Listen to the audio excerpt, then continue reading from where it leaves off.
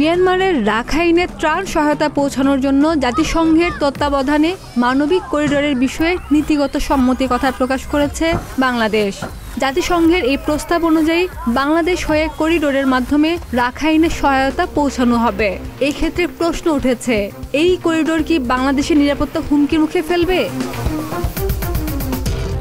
কোনো গবেষক মনে করছেন, মানবিক করিডোরের প্রস্তাব মেনে নেওয়ার মাধ্যমে রোহিঙ্গা সংকট মোকাবেলার চলমান সংলাপ আরও জোরদার হবে, যা ভবিষ্যতে এই সংকট মোকাবেলায় বিশেষ করে রোহিঙ্গা প্রত্যাবাসনে ইতিবাচক প্রভাব ফেলবে।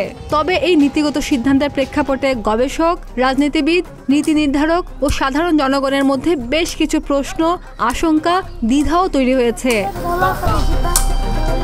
রোহিঙ্গা প্রত্যাবাসনকে কেন্দ্র করে যে দ্বিধা রয়েছে সেটি হলো, এই মানবিক করিডোরের মাধ্যমে ভবিষ্যতে কি রোহিঙ্গাদের প্রত্যাবাসন ত্বরান্বিত হবে, নাকি আরও বিলম্বিত হবে, নাকি আরও বেশি রোহিঙ্গা বাংলাদেশে অনুপ্রবেশ করার সুযোগ পাবে। ইতিমধ্যে আমরা দেখেছি যেসব রোহিঙ্গারা বাংলাদেশে অবস্থান করছে তাদের ব্যবস্থাপনার ভার বহন করতে হিমশিম খাচ্ছে দেশ। এই অবস্থায় রোহিঙ্গা প্রত্যাবাসন সহ তাদের অন্যান্য সমস্যা সমাধানের ক্ষেত্রে মানবিক করিডোর কতটা বাস্তবসম্মত হবে সেটা একটা বড় প্রশ্ন, কেননা কোনো বিস্তারিত দিক নির্দেশনা আমাদের সামনে নেই। এদিকে রোহিঙ্গা শরণার্থীদের বাংলাদেশে চলমান অনুপ্রবেশ কোনোভাবেই নিয়ন্ত্রণ করা যাচ্ছে না। সেখানে মানবিক করিডোরের মাধ্যমে আরও বৃহৎ অংশে রোহিঙ্গা জনগোষ্ঠীকে বাংলাদেশের সীমান্ত এলাকায় নিরাপত্তার স্বার্থে স্থানান্তর করার প্রক্রিয়া শুরু অস্বাভাবিক নয়। এই প্রেক্ষাপটে যদি আরও রোহিঙ্গাকে আশ্রয় দিতে হয়, তাহলে তাদের দায়িত্ব নিতে বাংলাদেশ কতটা প্রস্তুত সেটা ভেবে দেখা জরুরি। এর বাইরে আরেকটি চিন্তার জায়গা হলো, সীমান্ত এলাকা বাংলাদেশ কতটা নিয়ন্ত্রণ রাখতে পারবে সেটি।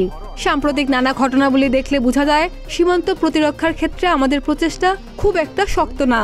তাছাড়া সীমান্তবর্তী এসব এলাকা মাদক ব্যবসা, মানব পাচার, সহিংসতা ও অন্যান্য নিরাপত্তা ঝুঁকির জন্য একটি অন্যতম হটস্পট, যা নিয়ন্ত্রণ করতে আমাদের নানাভাবে হিমশিম খেতে হচ্ছে।